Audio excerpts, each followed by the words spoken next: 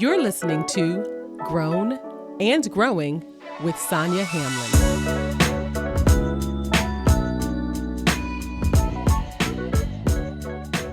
What's up, y'all? Welcome back to the Grown and Growing podcast. I am Sonia Hamlin. The topics I normally cover on this podcast usually center around women in midlife living their best lives today, right now. We focus on moving past those insecurities you have, moving past those circumstances or those people who tend to hold you back. The conversation is really centered around really knowing yourself and coming into yourself and living your best life. This conversation that's coming up with my next guest is a little bit different because we're challenging you, or this conversation will challenge you to look at yourself in the future. And I'm not talking about 1 or 5 years down the line. I'm talking about 20 years down the line. What kind of life do you want to live? What kind of person do you want to be? I guarantee that this conversation with my next guest, Asara Tsehai, will challenge you to look into the future and see yourself living a very juicy life. Asara boldly declares to anyone who will ask that she plans to be fine, fit, and fabulous all the way to 100 years old and beyond. And she is trying to take as many women with her as possible. She is the visionary founder of the Juicy to 100 Nation. And I'm going to let her tell you exactly what that is and exactly why she named it the way she did in our conversation coming up. Asara has 40 years of experience in wellness and leadership, and she has inspired over 10,000 women on their wellness journey. She is the CEO of Ancient Treasure, where she offers her clients an exclusive combination of ancient rituals, lifestyle changes that promote radiant health, and holistic skincare for ageless, glowing skin. Y'all, she is all in. She is all in helping us defy these stereotypes around aging. She's also offering the listeners to this podcast the chance to download her free wellness guide called Reverse the Signs of Aging. That link is in the show notes, and make sure you check it out. It's free. So I really want to get into this conversation because it was so fun. She is so delightful. She's so energetic and radiant. And I just love this conversation. So without further ado, let's get into it. Welcome to the podcast, Asara. I'm glad you're here. How are you? I'm glad to be here. I'm excited for our conversation. Yes, first of all, you look radiant. So you look amazing. So let's just start there. The next thing I want to start with is this. I'm just going ahead and ask you this. Juicy to 100 Nation. Yes. Juicy to 100 Nation. Yes. What is it and why did you start it? We have to start there. All righty. What is it? So first of all, it is a community of sisters, or a sisterhood community where women 50 plus, although we got 40 in there too, women who aspire to be healthy and vibrant and live a zestful life, even beyond 100 plus years young. And inside of that zestful life is living a juicy and delicious life. And so what would that be? Because, a lot of people don't live a juicy, delicious life when they're in their 40s or 50s. So I'm talking about juicy, delicious in their 60s, 70s, and 80s. And so that's what we're talking about. Oh my gosh. Why juicy to describe this part of life? Because it's like you said, it's not a adjective that will be used for women over a certain age. So why juicy? Yes. So juicy represents something that is flowing, something that is not stagnant or dry.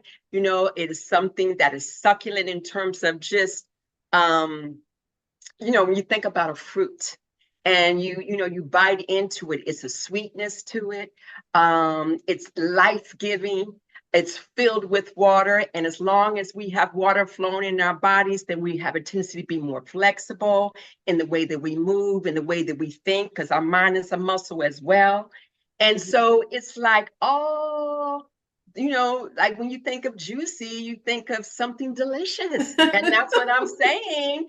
That when we get in our 50s, we have the opportunity to be delicious in our Delicious. lifestyle. Yes. I love it. I love it. If you don't mind me asking, how old are you? Because, like I said, Yes. you're Well, I'm not radiant. old at all. You're I am not. 65 years young. Amazing. And you look good. You look good. So, okay, so let's start. Now that we know what Juicy to 100 is, and Yes. it's something that we should all aspire to have, even if you're not 50, right? Yes. Oh, yeah, Tell absolutely. The earlier you can start, the better off it is. Correct. So let's start. Like, how did you get there? How did you decide that this sisterhood was needed, was necessary? Were you living the juicy life before and you were just like, you know what? Life is so good. I need to share it. How did you get? Yes. So it started when I was in my early 20s and I was living in Paris and I was on this quest for understanding the meaning of life. Mhm. And I moved there, I think I went there for 3 months and ended up staying for 6 years, from 20 to Wow. 26, which are formative years, right? So this is when I was trying to figure out how life works and all of this. And I was meeting these fabulous women, these fabulous Black women who were traveling alone. They were in their 50s, in 20, 50s, that's like old. And they were traveling alone and they were looking gorgeous. They were very confident. They had work that they enjoyed.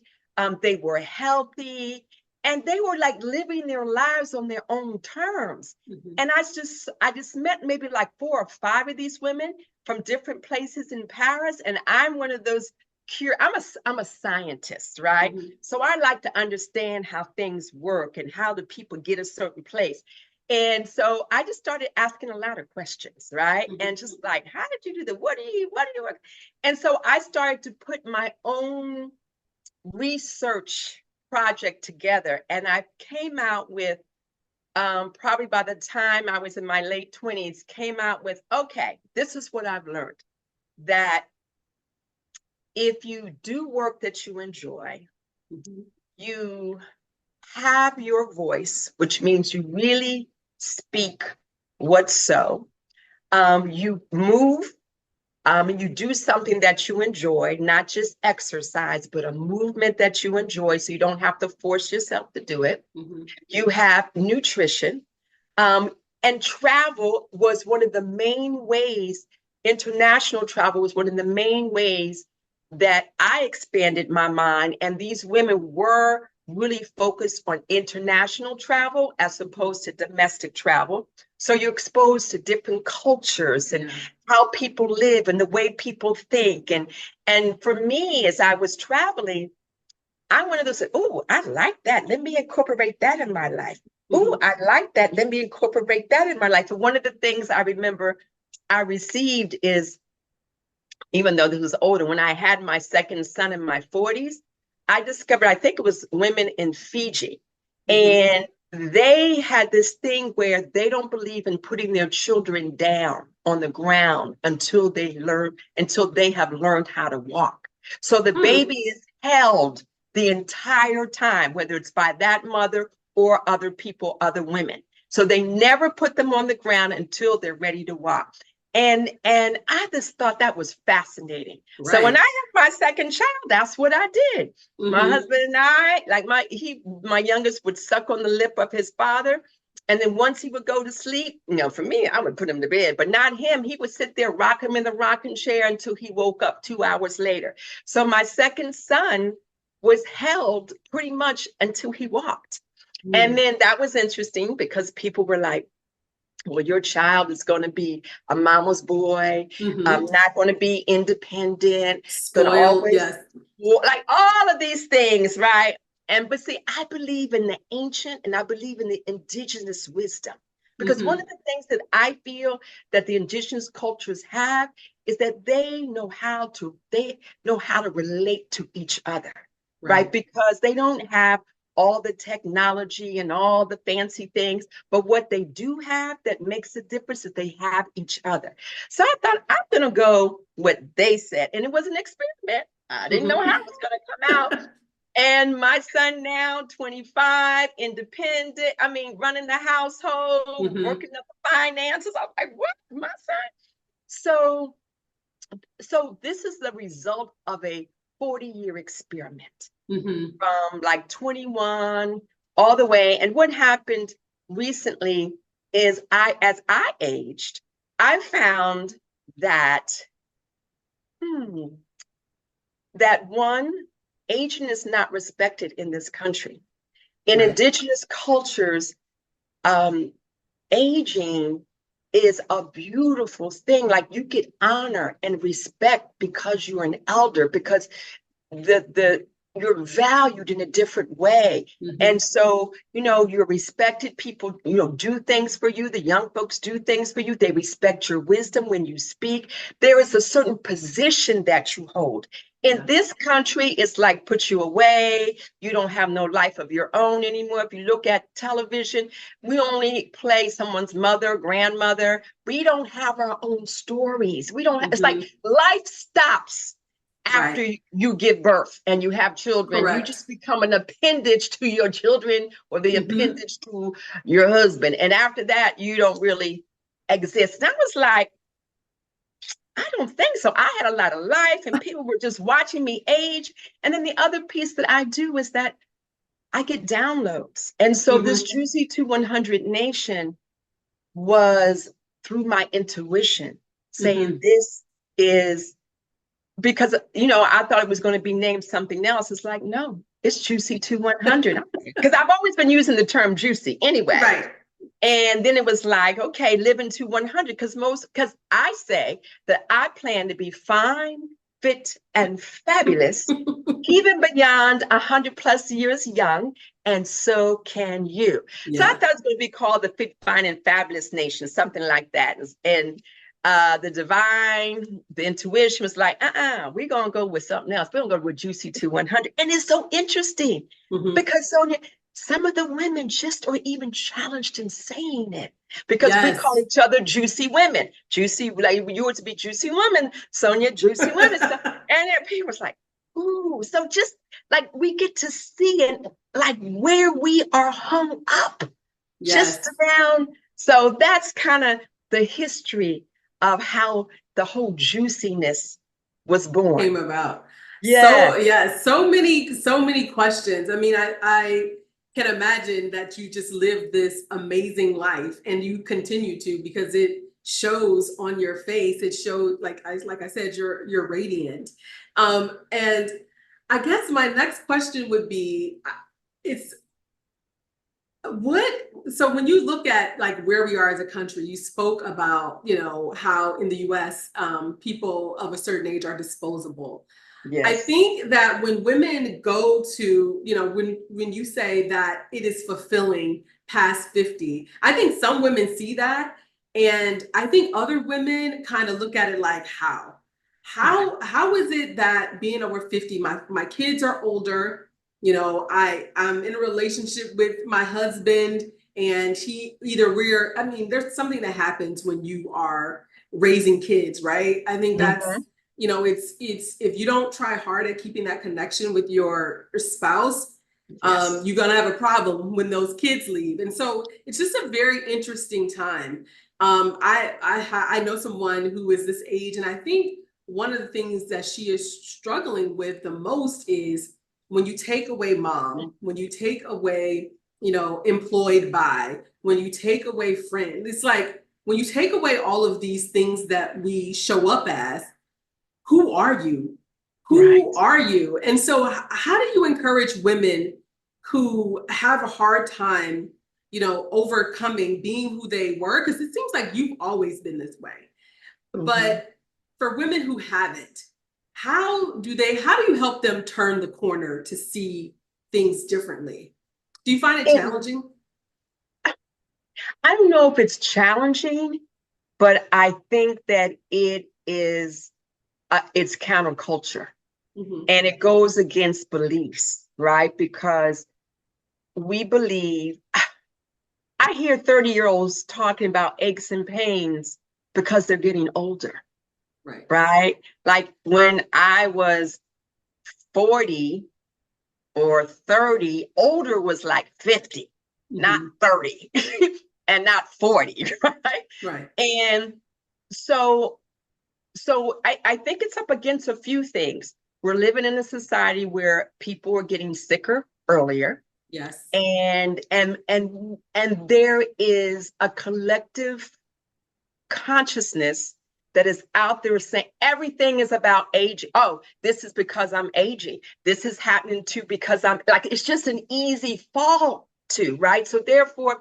we have all these expectations around aging, from getting, got to die of something.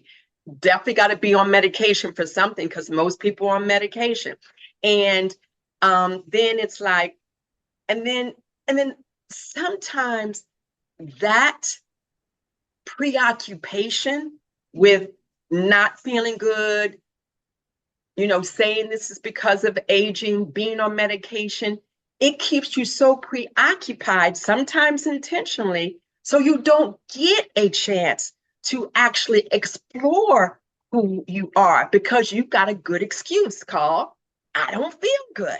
Right. But then if you take that away, then what do you have left, right? So it's really about the mindset of knowing beyond a shadow of a doubt. Yes. I'm sure that if people, even if they don't know anyone personally, you can look up people, whether I'm thinking Shepherd is her last name. I don't remember her first name, where she didn't start working out until she was in her 50s. And now she is a weight expert, and she teaches people how to work out, and she's probably in her 70s, and mama got a body. Then you got Chef Babette, who is in her 70s, right, out of LA, and running a restaurant, doing push-ups. You had somebody like Lena Horne looking fine in her 90s. Right. So we have examples in our lives. So what makes them so different? If they can do it, so can we. But it is intentional. So I look radiant. I'm not on any medication, but this is intentional. So it's really about shifting the mindset and giving up the limiting beliefs that we have about aging, that most of it's been put on by this culture. So it's like, how do you make a U-turn? And the one thing distinguishes us in the nation, we don't do this in an isolated form, because the Western world will have you sit and talk to somebody for 3-4 years, and you sometimes don't get no better. Right? I mean, yes. Right? But when you take, again, this is an indigenous approach. When you get this in community, and you get women's heart vulnerable and soft enough where they feel safe, you create a sacred space and a safe space for them to really share what is on their hearts, because we don't have a lot of sacred spaces that's willing to have conversations that most women don't talk about to the depth that we talk about it. So then you find like, oh, I'm not the only one struggling with this. Yeah.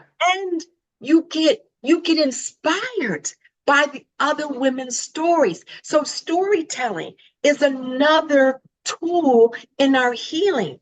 So when you get to be in community and women get to tell their stories, get inspired by their stories, then it becomes something else. And answers are unveiled. So it's the first place you begin. So like when we do this intensive, 90-day intensive, I don't even touch nutrition. I don't touch the to-do and the don't do, the to-do and to not do list at all. The entire 6 weeks is on mindset and releasing the emotions that we have built up in our body that's expressing through disease and symptoms. So I look at people, so we just finished our 6 weeks, halfway there. I haven't touched nutrition, some basic stuff, not at all. These women already talking about how their energy has increased.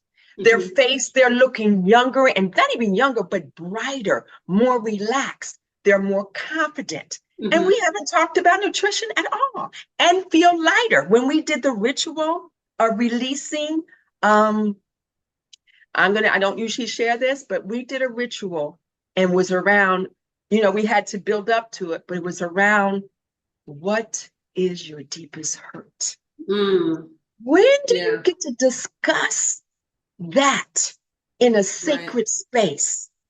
What is your deepest hurt? And take you through a meditation, because it's not even, and given the other thing I teach is that we have two hearts.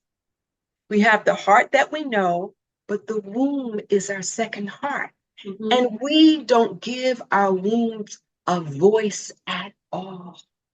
And Queen Afua does had a book called The Angry Womb. And so there's a lot that is pent up in our womb. And once you start accessing the voice of your heart and you discover what is there and what's been building up in there, and then you have a way of releasing it. Because why is it that Black women have fibroids so bad?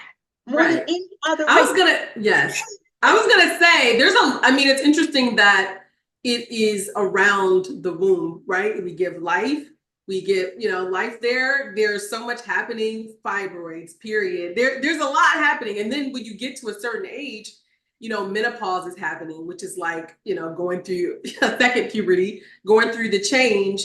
And so what is it about the womb where we hold so much there? So the womb represents the womanhood. And many of us, our womanhood is hurt. Some of it we've invited in. Because one of the things I teach is that for those who engage with men, and that's what I'm more familiar with, right? Every man that we have allowed inside of us. Because remember, a man is going inside of us. You can't get more intimate than inside your body, right? If you have, so how do I want to say it? So every man that has entered you has left a piece of him inside of you. And if you have had a love-hate relationship with men, or even with a man, and it's been long-term, what do you think is being deposited in your womb? That same essence of love, hate, and then eventually it turns on yourself. You're not liking yourself. You don't think you're good enough. You don't think you're worthy. You don't feel confident. You got to protect yourself. You're not going to let your guard down. You got to keep it up. And then it hardens. So then it becomes a cyst and it becomes a fibroid, because now it's a hurt, and it comes out like anger, but anger is the top emotion. Underneath it is the hurt. So imagine that over years, depending on how early we start, right? So even if you start at 20, 30, 40, how many men, even if it's just one man that you've had just this kind of, and most of us have had more than one man, right? So, and we've never talked to our wombs to find out how our womb felt about those things and about those relationships and about how we think about ourselves, because we have a lot of self-condemnation, Sonia. A lot of we punish ourselves for so many things. So when we talk about forgiveness, we first got to forgive ourselves for things that we're holding against ourselves. Yeah, women in general, but I definitely think Black women as a whole. I think our burden is heavy, no matter what kind of Black woman you are, right? No matter where you grew up, no matter where you come from. I think there's this expectation that we put on ourselves, this expectation that, comes from the world, that the world tries to place on us. And so I think that, Black women in particular, the burden is just so heavy. And Yes. a lot of times, and one of the things when you were talking about your group that resonated was feeling seen. A lot of Yes. times, Black women, we're not seen. We're not Mhm. the essence of who we are is not Right. seen because we have to be strong. We have to be intelligent. We have to be funny. We can't be too serious. We got to be a little witty, or be too angry. Like there are all of these things that, we have to protect ourselves from. And you have to be a special kind of woman to be able to, block all of that all the time. And Mm-hmm. to be a part of a community where you feel seen and you Mm-hmm. feel safe Mm-hmm. is a experience that many people we just don't get. We don't have. What I Right. do like about the generation that I'm in and older is I think that we're beginning to crush that stereotype of not talking about it, not talking about our pain, not Right. talking about menopause. Like we Right. want to talk about it. Come And on, I don't know. oh, And I don't know if that's because, of the era we're in, but I think that we are more open to being different, yeah. and not saying that, my mom was, she did the best that she could. But the sharing is not there. She doesn't go as deep because, that's just not her generation. And so Mm-hmm. I think that the opportunity for us to reverse some of that and go into, our older ages feeling more confident, being better. I feel very positive about that. Now, the rest of the world, I don't know. Like when you say juicy to 100, I'm like all the way to 100 because I'm like this world. You want to live to 100 in this world? Like sometimes I do, and I'm like maybe in another country 100 looks different than it might look in the United States. But do you have a problem with the terms like anti-aging or reversing your age or or recapturing your youth? Like how do you feel about aging?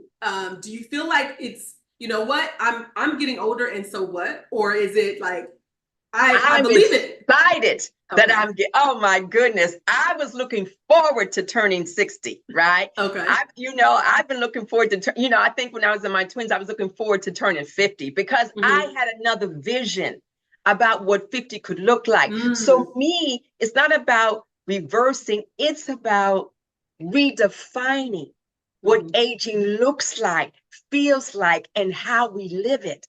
Because the opportunity that we have, I want to back up about something that you were talking about earlier about us as Black women. A part of that, going back to the culture, we know, particularly in the workspace, we got to be better than everybody else. Mm-hmm. We got to prove ourselves over, over, and over. It's not like we got to, we know, what is it about it? We know Yeah. that eyes are all on us and we're being judged at a whole different level. So we got Yeah. to outperform, overcompensate. You But it can't get doesn't, away with what other people get away with, oh, for right, sure. right. And now you can't get away with it. You gotta always go Yes. higher and higher, and you may not get recognition. You still may get torn down. So that takes a toll on us. Mm-hmm. So that feeling of not being enough and not being worthy also comes from that idea. And for 20 and 30 and 40 years, performing in those workplaces that gave us that message. Mm-hmm. So what you're really talking about when we talk about being a juicy woman, we talk about being liberated, what I call being a free woman. But that's Mm-hmm. another conversation. But you asked about, the thing about like anti-aging. No, Yeah. it's about redefining because we have this opportunity to unite Mm-hmm. and partner the the physicality of our youth with the wisdom of a life well lived. So, Mm-hmm. because usually the thing that takes us out is our wellness piece, but it Right. doesn't have to. It's a mindset, and then there's some tweaks. It's just to know how to do it.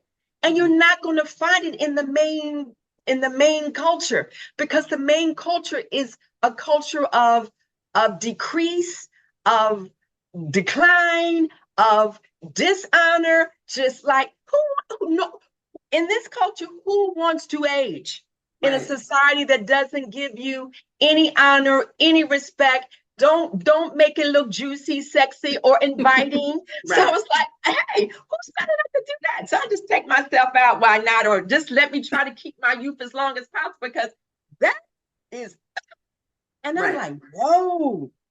I like one of the things I say that really will be supportive for, like, if you're on this journey, I Mhm. say, find one thing that you do, and the only reason you do it is because it brings you joy, Mm. that you can do on a consistent basis. One thing and for me, it's dance. So Mhm. here I am, and I got married at 62. Nice. Of Okay, course you did. Of course you did. so and I travel all over the country dancing, but I can do that because I have my wellness, Mhm. you know? And so it's not about anti-aging. I do talk about reversing the early signs Mhm. of aging, because you got somebody 30 talking about they having something because they aging. You got Yeah. somebody 40. That's early aging. If you're not 90, you early aging. Yeah. You know what? And look, they make it hard. It is hard in this country to be healthy. Like I feel like the odds are stacked against you. Good luck. Like That's good. why you need a community, Mhm. because the big culture is that all Yeah. the junk food, all the sweetness, all that stuff. Eat more, consume more, more, more. It Yeah. is hard. It is. So I want to ask you something you said. You set the vision for your life. Yes. How did you do that? You set the vision for how you wanted your 50s to look. Now, you're not the first person to say, oh, 50, it get better at 50. I think Oprah was like, oh, it get better at 50. Then she was like, oh, no, it's better at 60. Oh, no, no, no, it's better at 70 now. Look, Oprah's a billionaire, so I expect that life for her should get better. If it doesn't, something's wrong. But how do you set the vision? Where do you start? um, Let me see. Where do you start? Because I've been setting visions for so long. Mhm. I, it's an adventure, meaning that I'm dedicated and committed to enjoying this gift called life. Mhm. It has to start there. You have to, life, you have to first know that life is a gift. Mhm. And when you receive a gift, you're supposed to enjoy it. So then you take a look at, how do I get to enjoy this gift? How do you personally, Sonia, get to enjoy this gift? So for me, I looked at, what is it that will have me joyous Mhm. in this life that's a gift? So I figured out, well, I've been dancing since 16. So let's see. Okay, so I'm gonna keep Mhm. on dancing. I discovered travel, more international. So I'm gonna keep internationally traveling. So I'm very introspective. I pay Mm. attention to myself. Most women don't. They pay attention to everyone outside of themselves. I Yes. pay attention to myself. I pay attention to how I feel. I pay attention to when something tells me something is off. I pay attention when, the other day I was on the massage table, and my husband and I had gone somewhere for the weekend, and I was on the massage table, and my intuition said, girl, you were not cool with your husband over the weekend. You were a brat. You were a Mhm. brat to him. Mhm. I told them, and I could not even enjoy the massage but why? It's because I'm always paying attention. So I just looked at that weekend because it was a little tension, and I said, okay, Start with me first. How did I contribute to that tension? Right. And I was like, girl, you was a brat. That's how you contributed. I said, excuse me. I said, I got to go take care of something. I got off that massage table. I went upstairs because my husband and I don't live together. That's a whole nother conversation. Wait a minute. We going back to that one. We're going back to it, but go ahead and finish. And I called my husband and I said, babe. He goes, hey. I said, babe. I said, I just need to call you and apologize to you. He was like, what? I said, babe, I realized this weekend I was a brat. I just was like on one. I don't even know what got into me. It don't even matter. But I know that the way that I engaged you was inappropriate because you are a sweet man to me. So I want to acknowledge what I did, and it's not cool, and I want to make amends with you. And he was just like, oh, you're so sweet. I said, yeah, but I don't have no time to talk to you no more about it because I got up off the massage. And the fact that I told him that I got up off the massage table to go make that call just softened him. And he was just like, oh, that's why I love you. I got back on the table. Then I got another message. The other message was I had to call somebody else. This was like a business deal. And I was out of order. And I had to call and make amends. I didn't do it off the massage table. I did the next day. Okay. Couldn't wait. My husband couldn't wait. He could wait. So what do I mean? But see, a part of us, we condemn ourselves so much that we don't even want to take the time to look at ourselves, because it's like we look at ourselves in a way of something's wrong with me. As I look at it, it's like a lesson learned. I'm like, that's all it was. It was a lesson because I know I'm fabulous.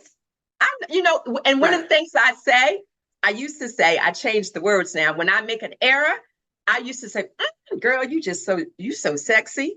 But now I say, when I make an error to myself, now I say, girl, you so juicy. Because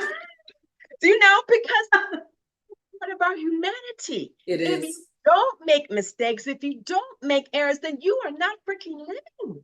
Yeah. You're not living. The errors, the fall downs is for you to learn your lesson. So you to get the truth about what it is. And then you make adjustments. Right.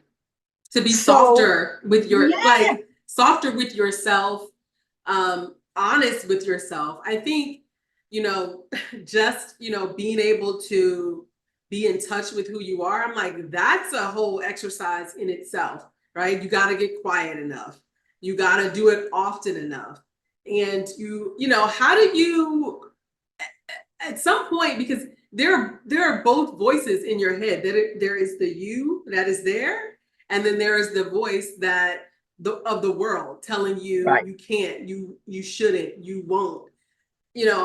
How do you make sure that you need to be a part of another world that gives you a different message? You can't, I keep saying, you cannot face this world on your own.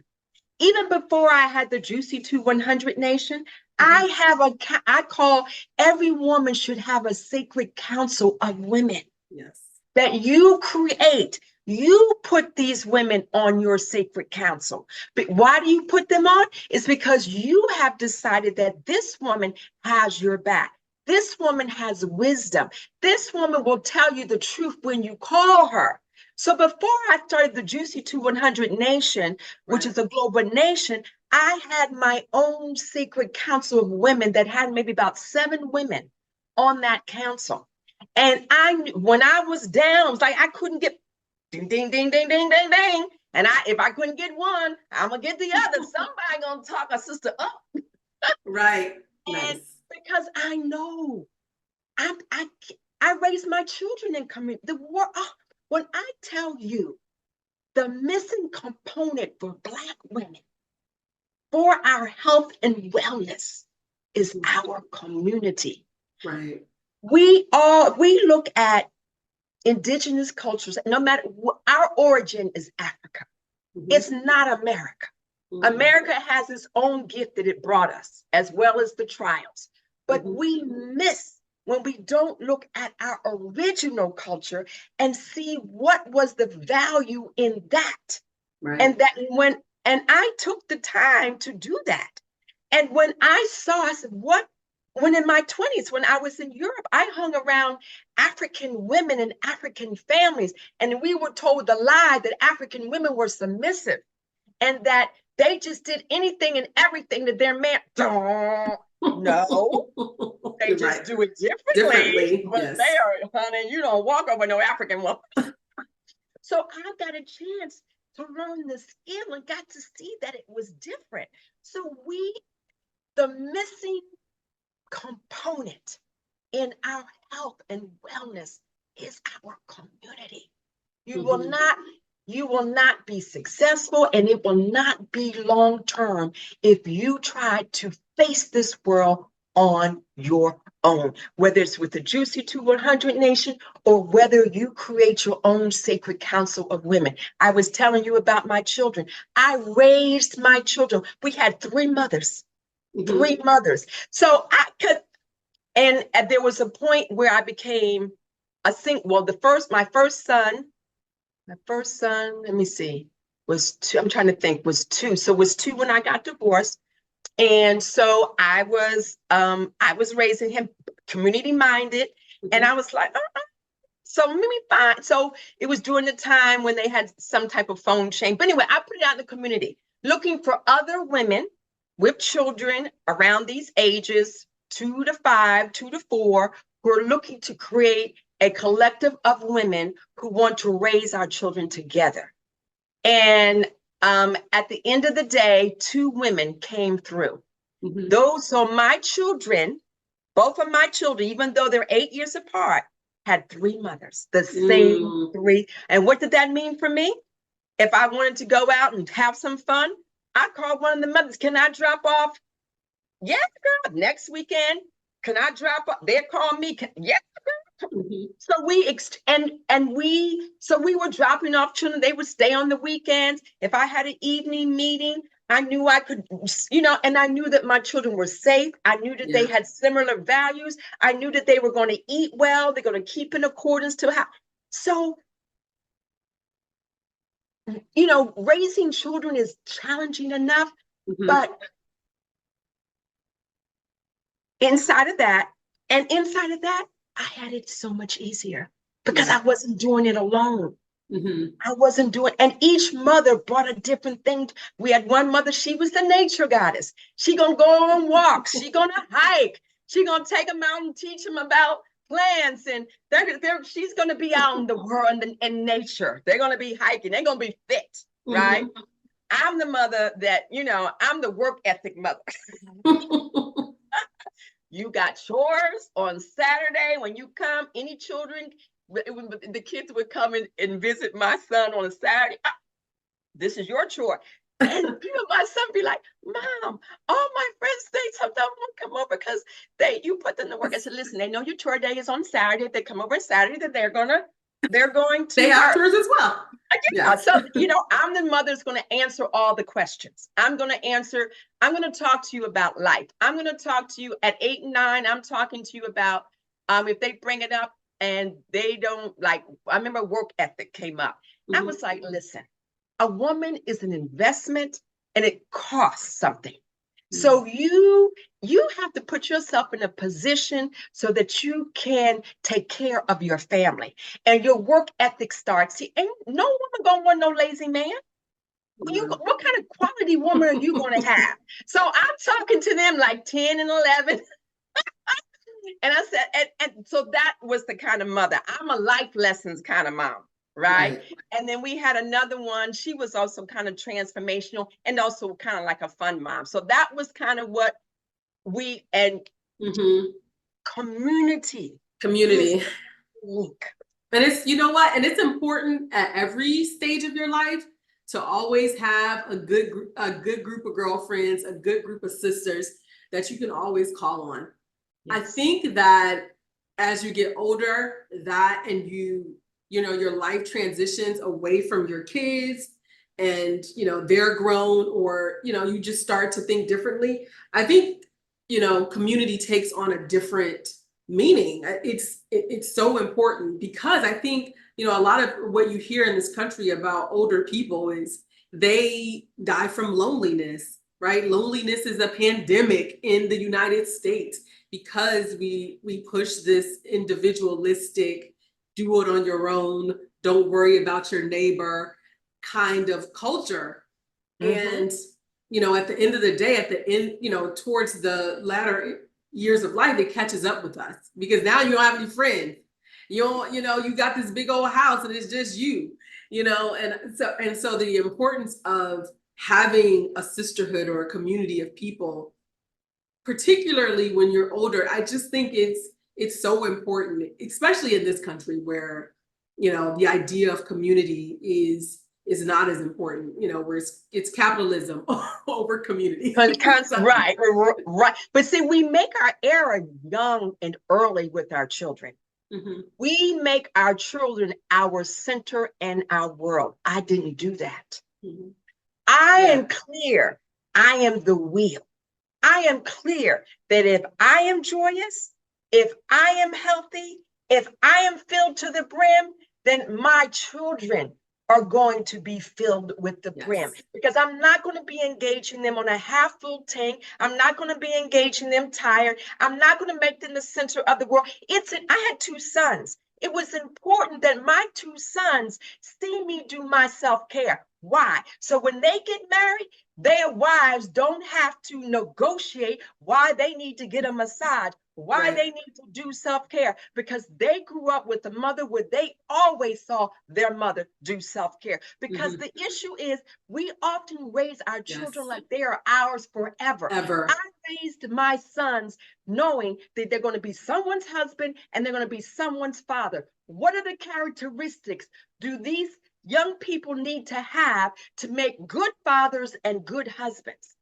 And that is what I infused in them. And I didn't make them my world. I made them a part of my world. The same as my husband. My husband was not my world. My husband is a part of my world. And so I never lost myself. So that when the children left, it wasn't like, oh my God, what am I going to do? I was like, okay, what's next now? I'm just going to do more of whatever I'm always already doing. Look, that's a lesson. That's a word, because I feel like so many people I know, you know, put their children above all, because it is like the martyr thing to do. It is you are a martyr. You are a good mom whenever you put, you know, your kids first. That's the story. And we keep that up our entire life. So you could go through this whole life and never enjoy it. And then you have, what's the statistics around people, quote unquote, who retire? How long do they live after they retire? There's a short period of time, statistically wise. That, because they put living off. Put living off. Yeah. I'm like, oh, I have somebody you should talk to. Oh, she would get so much out of this. She's going to get so much out of this conversation. Good. Tell her to join the nation and be I in will. We can continue this. Tell me, okay. Before you tell me a little bit about the nation. I know what you're about to ask me. You know what I'm about to ask. I do. Tell me how you live. Tell me how you make it work. Where'd your husband live? Like, he got his own house, like y'all visit. You know, I'm just doing research. Tell me, like how does it work? Well, how it works. So my husband lives about 25 minutes away. And I have my home. He has his home. And he, you know, he's a lawyer. I'm an entrepreneur. And I'm married to a lawyer, so keep going. Oh, you said you got married to a lawyer too? I'm married to a lawyer, yes. Okay, there you go. And so with this is my third marriage. I want to be authentic. And I was single for 24 years. I did not have to get married. So when it came up, I was like, since I was like, I don't have to get married. So if I'm going to get married, I'm going to do it the way I wanted to do it all of my life. Otherwise, I don't have to do it. So when he was coming on, he was coming on strong too. I was like, yeah. So when it started getting a little sense, let me just kind of hip you to some of the things. I was sure it would take you out. So one of the things I said, well, I just want you to know, at a certain point, half the year, I'm going to be living in Jamaica. So this was already on the thing before I ever met you. So just want to let you know. So he'd never been to Jamaica. So we started going to Jamaica so he could get used to, see, we could work it out. Right. Secondly, as he said, oh, I like Jamaica. I said, okay, let me give you another one to work with. So as he was talking and really asking me to marry him every day and all of that, I said, okay. When I felt like I was kind of like, okay, but let me just throw a little thing out because I'm sure this is going to make sure you're going to be bye-bye. And I said, my dear beloved, I just want you to know that, for me, if I ever got married again, I'm going to have my own home and he's going to have his. I don't care. It could be a duplex. You could live next door. It don't matter. You don't have to be far. I don't want you to be far. I just want to have the queendom and you have the kingdom. And we meet. I come to your kingdom, you come to the queendom. And I was sure he's going to be, he was like, I wasn't expecting that. Oh, so why did that work for you? Why did you need to have your queendom and he has his kingdom? Because why? Because, well, I feel like in my 60s, I have a certain way of living already, right? And I knew that in relationship, well, first of all, the first time I ever heard this came from Alice Walker. Let me be clear. When I was a teenager, reading about her and her husband, they had separate spaces. And I don't even know why, as a teenager, that resonated with me. As I matured, I started to reason it out. A lot of challenges people have is because they live together, right? Just a little, like they start getting just little petty little things. I was like, so I just felt like if I have my queendom and then I invite you in, I feel like, I don't know, I feel like I get to be more in my feminine space with you. I feel that it cuts down, because you look at divorces and stuff, they talk about a couple of things. One is domestic stuff is one of the things. Money is a second thing. I think domestic, money, I don't know about sex, but I know money and domestic stuff is one of the main things that people, I said, well, let's eliminate that. Let's eliminate the yeah, let's increase our chances of staying together. Eliminate domestic, domestic chores. Yes. And finances. Yes. So let's take that out. And he was like, oh my gosh, you're the perfect woman for me. That's what I've always wanted. He was just so thrilled. And so we made a commitment to date our marriage. So we meet on the weekends, most weekends. Sometimes he has some work, like next weekend I have a girlfriend coming in, so she hasn't met him, so we'll go out to dinner together, all three of us, but he won't stay here, he'll go back to his home. So the challenge, let me tell you the pros of it is that we get to date a lot of our marriage. We have good communication. We talk like boyfriend and girlfriend throughout the day. Now we talk kind of more like towards the end of the day or early in the morning. And what else do we do? And so it kind of keeps it fresh and it doesn't get old, right? That's the pros. The con to it is you can let too much space come between the two of us sometimes. Like we have like I was like, okay, babe, I think I just said to him, he was here on Sunday, we went to Jamaica and we were there for a few weeks. We came back in January and we've had some weekends, but there's been too many weekends we didn't get together because he was working or I had something. And then I like, okay, we got to pull it in. We got to set this up. We got to make sure next month, every weekend we're hitting it. So that can be because the distance can set in, right? And then it becomes, as a woman, more difficult for me to connect with him more intimately because there's been too much space, right? So that's probably the one con that I would say with it. And sometimes, yeah, I think that's probably, the one pro and the con. What about trust? This might be a young, my mindset. So let me tell you but this. when you get to trust in that. Let me tell you this about the trust. Okay. Most people live together and they still having affairs. That's true. That's true. Yeah. So I mean, y'all living together, going because 99.9% of married couples live together, right? That's true. You're right. Case closed. I take it back. You're definitely right about that. I think, and I don't know. My thing is, I'm like, if I find out, I'm gonna find out. It's always gonna. The way I see it, it's always gonna be revealed to me. It's always gonna be revealed to me, and Exactly.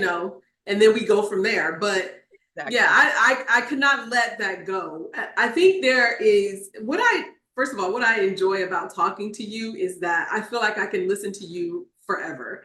Like I feel like I can listen to your stories, and you obviously have a lot of wisdom. I feel like I could just sit here and listen to your stories forever. You live such an interesting life. I want to get back to Juicy to 100 Nation. So that is the community you started. What can you expect from that type of community? You can expect to be inspired. You can expect to be informed about things that you maybe never heard of. Or, for example, I think I shared with you we have 2 classes a month right now on a variety of topics. I'm going to start having more coming in and talking to the women myself about, stories and things like that as well. Because right now I have I have either some of the juice, because a lot of the juicy women, like one of our juicy women was on the cover of Mindfulness twice, right? And so she will come in and do a workshop on mindfulness, right? So we have a lot of skilled women in the nation that actually present besides myself. And then you're going to create these intimate connections with individual women. And you're going to be fascinated by the different women's stories. And then it's going to be provocative conversations. And you're going to go home and think, gosh, that was deep. That was like, wow. Like, it's going to put something on your heart. It's going to put something on your mind. And then you're going to learn different things around lifestyle, right? And then it depends on how well you go, because the Juicy to 100 Nation has like 3 different components to it. And we're expanding what we're even doing. So that's kind of currently what it is, but we're moving to expanding it even further. Where we're going to have videos, like when you come into the nation, they're going to have videos of me like, okay, what are the top 5 things that you want to do in terms of lifestyle habits? And they're going to be videos, 10 and 12-minute videos about these different topics and all of that. So that's what we're expanding to. And then you're going to, then in the 90-day, which is step 2, you may say, you know what? I want a closer look at my wellness. I want to work on it more precisely and more specifically. That's the 90-day program. That's when you work directly with me for 90 days in community. And that's where we do some real work right there. That's where I was talking about your deepest hurt and releasing all of those kinds of things. So we do that kind of really intimate work together, and women have their breakthroughs, and you can see the before and after pictures and stuff. I will start doing interviews of juicy women on my Facebook page. So I encourage people to follow me on my Facebook page as well. And then the last piece is we have fun. I take women on international trips. So last year I took women to Puerto Rico. The focus was cleansing. So they did 7 days of cleansing in Puerto Rico at an institute. So not only did they did the cleanse, they actually had classes every day, all through the day, to learn about how their body worked and all of that, so they could continue it when they returned. This year, we're going to Costa Rica. And the Nice. focus is rest and pleasure. Because again, women at 50 and 60, honey, let me tell you, women, you can be, there's a reason why they say, what is it? Younger men and older women, because the prime of a woman, depending on how well you are, can be really extended. It can start at 50. Because there was things that I didn't know. When I turned in my 50s, why nobody tell me that my sex drive is going to be off the chart at 50? Nobody's told me that. So then I start, because a lot of my sisters around me are also 10 years younger than me. Mm-hmm. So I'm like, guess what, y'all? When y'all get 50, it's going to rise. And when they got to, they go like, that's what I'm saying. So you get to, a part of it is preparing you for what's to come, right? So you know how to really care for yourself. And then don't get your hormones balanced. Oh no, don't do that. Do that. The woman said, the woman balanced my hormones. So 50s, I was like, okay, compared to my 40s, right? So I was like, okay. Then I got my hormones balanced at 65. And I told the doctor, she goes, because there's the assumption that if you're a certain age that you dry, right? You get dry down there, right? And you don't lubricate, your sex drive. But I'm a healthy woman. I told her, I said, I don't need no help in that department. She didn't listen. So once she put the little pellets in me, she goes, I know that but I just put a little bit. Because it's hard for them to think. This is a woman like 40s. Right. So it's hard for her to imagine a woman 65 telling her, hold up, I don't need no more. Right. But I just gave you a little bit. I said, okay. That little bit, I was like, Doc, you need to never, ever do that again. Like, if I come back for maybe just like a quarter of what you did. I do like the little edge, but it was way over the top. Oh my God. You're like, and then I got the download of Juicy 200. And then it came to me, Juicy. No. Exactly. So so that's you get time to contemplate yourself. You'll be given permission to give yourself a priority, to make yourself a priority. It'll give you some insight and space to think about what your needs are. Most of us as women don't even consider that we even have needs. Right. I'm a big teacher of languaging. How do you express your voice? Most women don't have their voice. I'm going to give an experiment to your audience right now. If you think most women already know they don't have their voice, but I was one of the women thought, I got my voice. So what you talking about? Okay, I'm a master teacher. I got my voice. This was back in my 40s. My teacher's like, whatever. So, okay, I'm gonna give you a thing for 2 weeks. Okay. It was my tantric teacher. 2 weeks. He says, I want you to notice every time there's something to say, you had something to say and you didn't say it. So I was like, I have no problem, because I know I say what's on my mind. 2 weeks, 33 times.